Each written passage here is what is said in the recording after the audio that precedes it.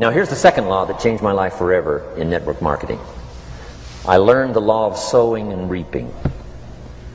And in the law of sowing and reaping is also the story of the law of averages. Jot this down. The story of the sower comes from the Bible. I'm an amateur on the Bible, but this is such a useful story.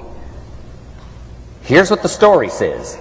And take the notes, because the drama's in the details. The sower was ambitious. Evidently he was ambitious. When you read the whole story, you'll conclude, yes, this was an ambitious sower. Here was number two. He had excellent seed. The sower who sowed the seed had excellent seed. And the excellent seed could be an excellent opportunity, an excellent product, an excellent story.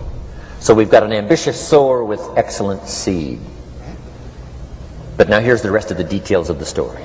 For your information, for the drama of your life, so you can understand things better. Learning some of this is how I got rich by age 31. Okay.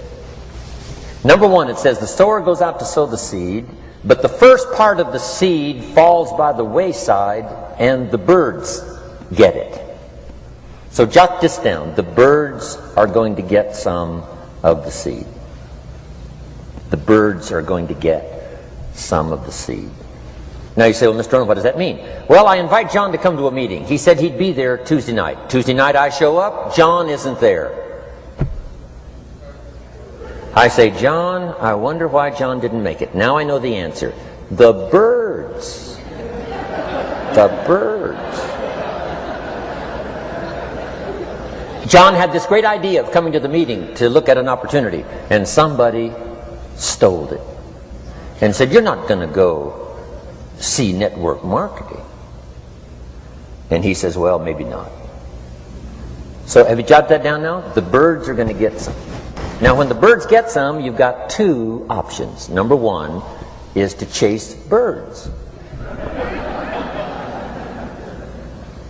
And say, well, let me get a hold of the person that talked him out of coming to the meeting. I'll tear him a new page. But I wouldn't do this. Here's what happens if you go chasing birds. You leave the field. If you go chasing birds now, you leave the field, which is going to distract from your future, not add. So you can't chase birds and try to straighten this stuff out. Here's what it is. It's just one of those things. And here's the best comment when things are a little disappointing. Isn't that interesting? You just have to say, I thought sure he would be there. He promised me. He promised me. But I know it was the birds. And you just have to say, isn't that interesting? Now, here's the rest of the story. It says, the sower kept on sowing. See, that was the secret to his success. He kept on sowing. And if you keep sowing, you can sow more than the birds can get because there aren't enough birds. If you keep sowing, there are some birds, but there's not enough. Because the law of averages will work for you. My mentor taught me, he said, you know, Mr. Owen, there's only 9 or 10 real nasty, miserable people in the whole world. Now he says they move around a lot, you know, and you're liable to... You'll bump into one once in a while. But when you bump into one, you say, there's only 9 more like you. I can handle that. In the whole world. Okay. Now here's what else it says. The sower now keeps sowing the seed. Now the seed falls, the story says, on rocky ground where the soil is shallow. And the rocky ground where the soil is shallow is not of your making. Because you had excellent seed and you were an ambitious sower. So the rocky ground where the soil is shallow is not of your making. But here's what it says what happened. This time, the little seed that falls in the ground starts to grow. And the little plant starts to grow. But the first hot day, it withers and dies. It dies. Not an easy thing to watch. I finally get John started. Sure enough, 3 or 4 days later, somebody says, boo! And he goes...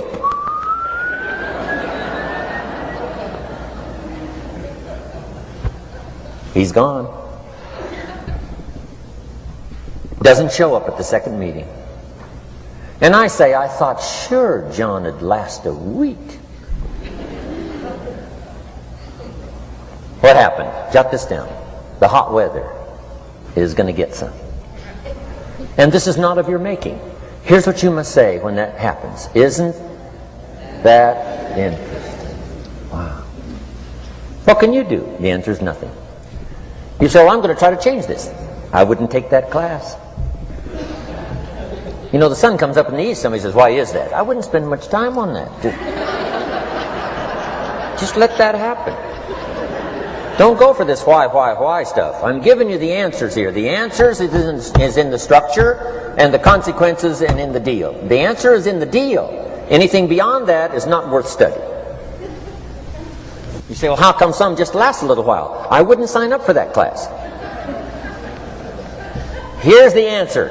Some don't stay. You just have to jot that down. And when some leaves, you say, that's one of those that don't stay.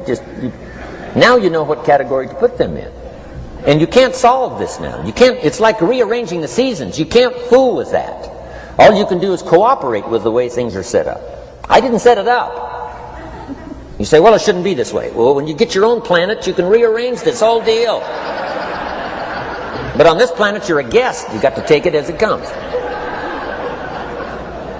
Now, here was the secret to the ambitious sower with good seed. It said he kept on sowing. Now, here's what he had to do to keep on sowing. He had to discipline his disappointment. This is a key phrase now to use the rest of your life. You must learn to discipline your disappointment. Because you didn't set up the setup, and some are not going to stay, and that is not of your making. Now, if you made gross errors and you ran them off, see, that'd be different. Now, you're responsible for that. But if it's in the normal course of things, this is the way things are. Now, here's what it says. The sower keeps on sowing. Now it says the seed falls on thorny ground. And somebody says, well, how much of this do you have to go through? Well, hang on. It's not the end of the story now. Now the little seed falls on thorny ground, and now the little plant starts to grow again. But as the little plant starts to grow, the thorns choke it to death, and it dies. So jot this down. The thorns are going to get some. And that's not of your making. And what are these thorns? The story even called these little thorns, little cares, little distractions, little somethings. Who knows what all they are? I say, John, we had a meeting last night. You weren't here. John says, well, I can't make every meeting. I say, why not? You're part-time. He said, well, the screen door came off the hinges.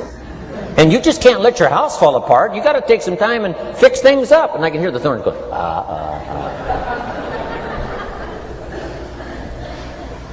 He says some extra trash had piled up in the garage. You can't let mountains of trash take over. You got to keep your trash hauled out. People who let little things cheat them out of big opportunities. People who let little things cheat them out of big opportunities. And you feel almost helpless. What could I do about that? And that's nothing. And you say, well, why is this? I'm asking you not to sign up for that class. Don't sign up for these why is this class. It's just the way it is, like winter following fall and spring following winter. So if you got that, the thorns are going to get some. But now here's the good news. Let's read the rest of the story now quickly. The sower now what? Keeps on sowing the seed. Keeps on sharing the story. Keeps on giving an invitation. Yes, the invitation can be more powerful for me as it was 1 year later than it was the first month. Because now I'm saying I'm making twice as much money part-time as I'm making on my full-time job. Yes, the story can be more powerful, but the law of average is still going to work. But now here's what the story said. Finally, the seed falls on good ground. Finally, the seed falls on good ground. Now put this in parentheses. It always will. If you keep sowing. If you share a good idea long enough, it will fall on good people. But now here's the rest of that story. Some of the good ground did 30%. And some of the good ground did 60%. And some of the good ground did 100%. You say, well, why the difference in numbers? I wouldn't sign up for that class. Come on. Have I said that often enough now? Don't register for that class. It's just the way it is. Now, I tried to get the 30s to do 60. Found found out it was more than I could handle. I used to say, I'll make them successful if it kills me. I almost died. No, you can't do that. Here's what you do. Let the 30s do 30 to the best of their ability and keep doing 30, because that's how they build their lifestyle and get what they want out of life. And let the 60s do 60, and let the 100s do 100s. Now, how can you get some to do 100%? You got to go through all these experiences, and you got to